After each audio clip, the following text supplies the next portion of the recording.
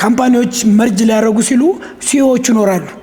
ሲኦዎቹ ከሁለቱ አንዱ ሲኦ ነው ሊቀጥል የሚችለው። ምናልባት አንዳንዴ ሁለቱም ላይ ይቀጥሉ ይችላሉ ከሚበላው እንትን አንፃር።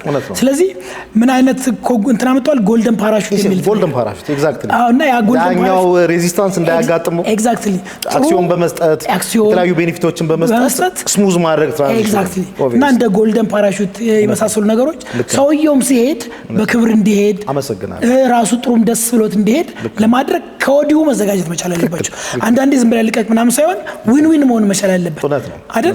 ለሚሄደውም ሲዮ ለሚሄደውም ሰውየው ዲስተርባንስ ነውና የሚፈጠረው እንዴት አድርገን ላንድ እናድርግ እንዳልከው ወይ ጎልደን ፓራሹት ስትራቴጂ ሌላው የሰለጠኑ ዓለምም እንደዛ አይነት ተግዳሮት እንዳይገጥማቸው ለማድረግ ነው። ለምን ነው ኤግዚስቲንግ ማኔጅመንት በተለይ አኳየር የሚደረገው ተቋም የሚወሰደው ተቋም እዛ ውስጥ ያሉ ሰዎች የተለያዩ ስትራቴጂዎችን ሊቀይሱ ይችላሉ።